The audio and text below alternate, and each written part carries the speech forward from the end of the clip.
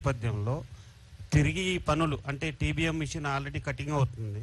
తిరిగి ఈ పనులను ఎంతలోపు మరి పునరుద్ధరించగలుగుతామని మీ ప్రభుత్వ అంచనాలో ఉంది? మీ ప్రభుత్వ అంచనా అబ్దుల్లా గారు, ఇది 2 సైడ్స్ నుంచి ఒకటేమో 23 కిలోమీటర్లు ఒక TBM tunnel bore machine drill చేయాలి. ఇంకొక సైడు 19.5 కిలోమీటర్లు.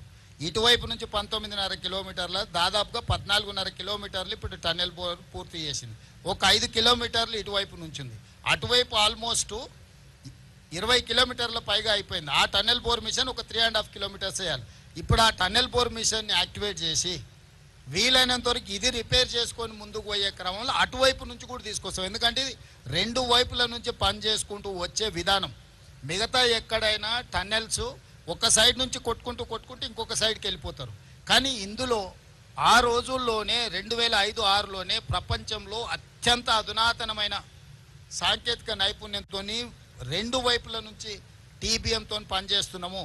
ఈరోజు ఈ వైపు నుంచి ప్రమాదం వచ్చినా ఆ వైపు నుంచి పనులను వేగవంతం చేస్తాము. ఎందుకు ఇన్ని రోజులు తెలంగాణ వచ్చిన 10 సంవత్సరాలు ఆగిందంటే పనులే ఆపేసిండ్రు. దానికి సంబంధించిన విద్యుత్తునే బంద్ చేసిర్రు. విద్యుత్తు బంద్ చేయడం వల్ల దాంట్లో నుంచి వచ్చే నీళ్లు బురద అన్నీ చిక్కుకుపోయి మిషన్లన్నీ రిపేర్కి పోయినాయి.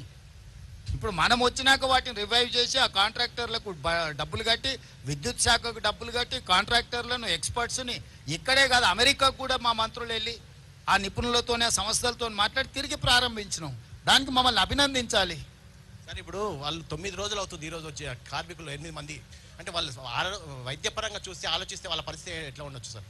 ఇప్పుడు రవి, ఇది అని మనం కాంక్రీట్గా చెప్పడానికి వీల్లేదు. అన్లెస్ అంటే ఎక్స్పర్ట్స్ లోపలికి వెళ్ళి మొత్తం విశ్లేషిస్తున్న వాళ్ళు ఇచ్చిన నివేదికలు మాత్రమే ముఖ్యమంత్రిగా నేను చెప్పగలను. నేను అట్లా కాకుండా డాక్టర్ లాగానో లేకపోతే ఇతర నిపుణులలాగానో నేను ఏదైనా స్టేట్మెంట్ ఇస్తే అది తొందరపాటుతనం అవుద్ది. మీ అందరికీ ఏం అవగాహన ఉందో మాకు కూడా సేమ్ అదే అవగాహన ఉంది. మీరందరూ ఏమనుకుంటున్నారో మేము కూడా అదే అనుకుంటున్నాం. కానీ ప్రభుత్వం ఏదైనా అధికారికంగా ప్రకటించాలన్నప్పుడు అధికారికంగా దాన్ని మనము కన్ఫర్మ్ చేసుకోవాలి. దేవాదులలో చచ్చిపోతే నాకు తెలిసి 9 మంది అనుకుంటా దేవాదుల్లో చనిపోయింది. 5 ఏళ్ల వరకు బాడీలు కూడా దొరకలే. 5 ఇయర్స్ పట్టింది ఆ రోజు. ఈ విషయం అప్పుడే ప్రతిపక్షము మర్చిపోతే ఎట్లా? సో ఈ ప్రమాదం అంతెందుకు, ఇప్పుడు మనం పవర్ జనరేషన్లో జరిగిన ప్రమాదం మీ అందరి కళ్ళ ముందరనే జరిగింది. ఇప్పటివరకు రిపేర్ చేసిరా? ఇప్పటి నుంచి ఎక్కడి నుంచి ఎక్కడికే తీసుకెళ్తాను నేను. ఒకసారి చూడండి మీరు. ఇన్నేళ్ళైనా వాళ్ళు ఆ తర్వాత కూడా చాలా సంవత్సరాలు ఉన్నారు కదా, కనీసం వచ్చానో చూసినా ఈ రోజు వరకు వాళ్ళు రిపేర్ కూడా చేయలే. సో ఇప్పుడు ఏదైనా ప్రమాదం అనేది దురదృష్టకరం. ఈ ప్రమాదాన్ని పరిష్కరించడానికి, ప్రమాదం మీద పూర్తి వివరాలు అందించడానికి నిపుణులు ఉన్నారు. నిపుణులు ఏ వివరాలు అయితే మాకు చెప్తున్నారో మేము అవి మాత్రమే బయటికి చెప్పగలము. మీరు అనుకుంటున్నట్టు మేము అనుకుంటున్నట్టు ఏదైతే సమాచారం ఉందో మేము అది అధికారికంగా ప్రకటించడానికి అది సమంజసం కాదనేది నా ఉద్దేశం. ఇక్కడ పనిచేస్తున్నది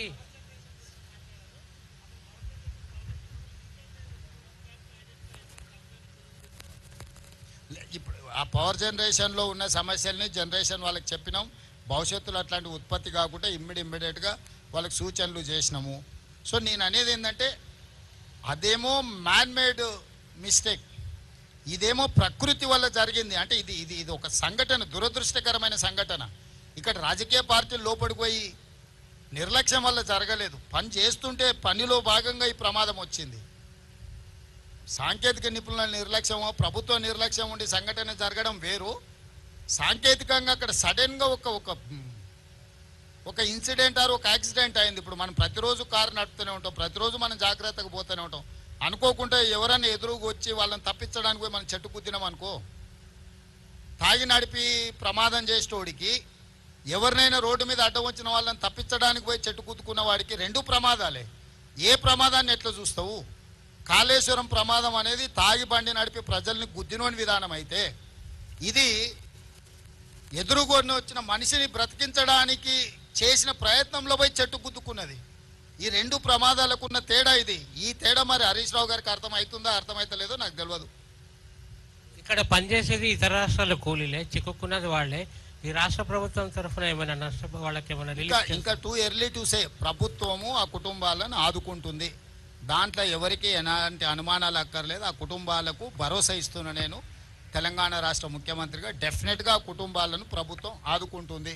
అది సమయం సందర్భం ఎప్పుడు ఏ విధంగా అనేది కార్యాచరణ తీసుకొని ముందుకు వెళ్తాం.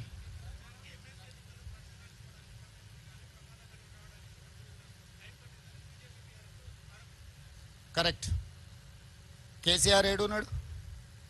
ప్రధాన ప్రతిపక్ష నాయకుడు ప్రభుత్వాన్ని నిలదీయాలి కదా. కిషన్ రెడ్డి ఏడున్నాడు? కిషన్ రెడ్డి ఏ ప్రచారాలలో తిరిగిండు? కేసీఆర్ ఎక్కడున్నాడు? నేను నా మంత్రులను అందరినీ, ఒక్క మంత్రిని కాదు, మా ఉప ముఖ్యమంత్రిని, సాగునీటి పారుదల శాఖ మంత్రిని, మా ఎక్సైజ్ అందరు మంత్రులను, మా వ్యవస్థ మొత్తం ఇక్కడనే ఉంది.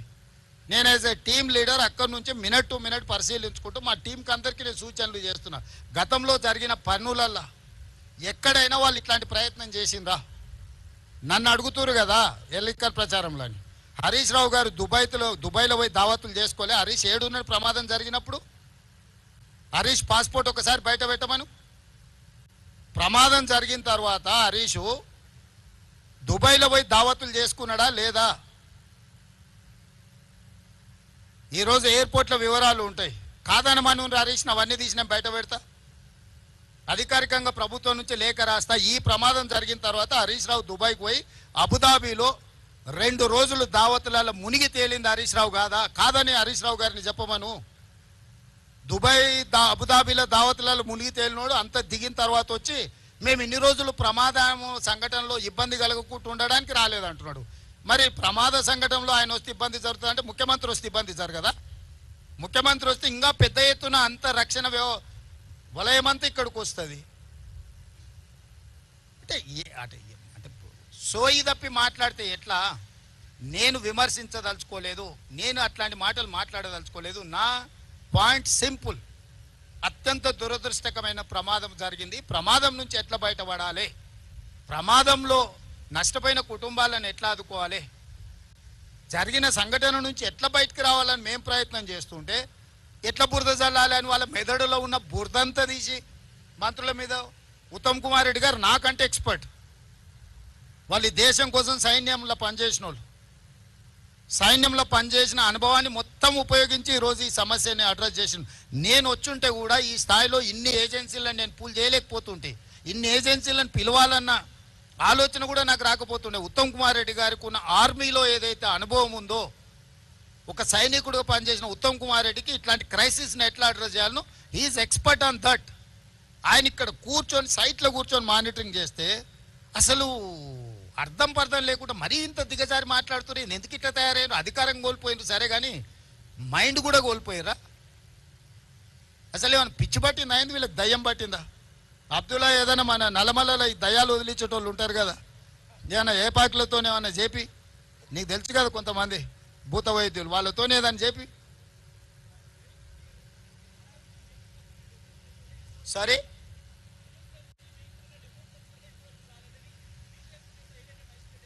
ఏమంటుండో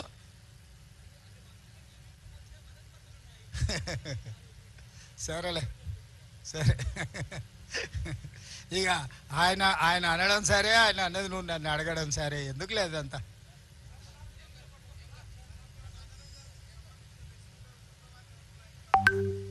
అందుకే ఇప్పుడు మానవ ప్రయత్నాలు అయినాయి. రోబోస్ను కూడా అవసరమైతే ఇందులో వాడండి, అవకాశం ఏముందో పరిశీలించండి అని చెప్పినాం. ఎవరిని అవసరమైతే వాళ్ళను, ప్రపంచంలో ఉండే ఎవరినైనా కూడా మేము తీసుకురావడానికి సిద్ధంగా ఉన్నాం. ఈ సమస్యను పరిష్కరిస్తాం. దయచేసి మిమ్మల్ని అందరు నా రిక్వెస్ట్ ఒకటే, ఇది మనందరి సమస్య. ఈ సమస్యను మనందరం కలిసి పరిష్కరించుకుందాం. సమస్యలో ప్రమాదం జరిగిన కుటుంబాలను మనం కలిసి ఆదుకుందాం. దానికి మీరు పూర్తిగా సహకరించాల్సిందిగా మీ